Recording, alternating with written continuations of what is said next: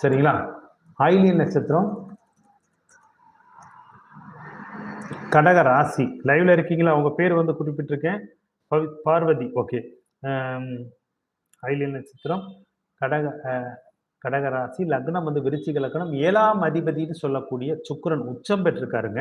குருவோட பார்வை பெற்றிருக்காரு. புதனோடு இணைந்து சூரியனோடு இணைந்து இருக்காரு.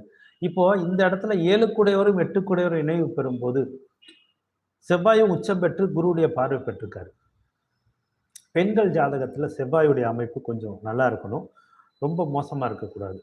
சரிங்களா? அது ஒண்ணு இருக்கு. லக்னத்தப்படி செவ்வாய் பாவி சுபகிரகம் அது 2வது விஷயம். செவ்வாயுடைய அமைப்பு கொஞ்சம் நல்லா பார்த்துக்கணும். குருவோட அமைப்பு நன்றா இருக்கணும். அப்போ திருமண வாழ்க்கையில பிரச்சனைகள் பெரிதா இருக்காது. செவ்வாயும் குருவும் கொஞ்சம் நன்றாக இருக்கும். நன்றாக இருக்கணும்னா உச்சம் பெறணும், ஆட்சி பெறணும் இல்ல.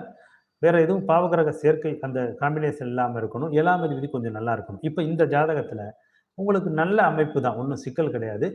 இதுல கேந்திரங்கள் அதாவது செவ்வாய் உச்சம் பெற்றிருக்க, சுக்கிரனும் உச்சம் பெற்றிருக்கக்கூடியது. ஆனா தேவகுரு அசுரகுரு பார்வை இருக்கு. அப்ப மிஸ் அண்டர்ஸ்டாண்டிங் பிரச்சனை வரும். கேரக்டர்னு சொன்னோம்னா அமைப்பு பொறுத்தவரை நல்லா இருக்கக்கூடியவங்க தான். ஏன்னா சனி சுக்கிரனை பார்க்குறாரு, அதையும் பார்க்கணும், குருவும் பார்க்குறாரு.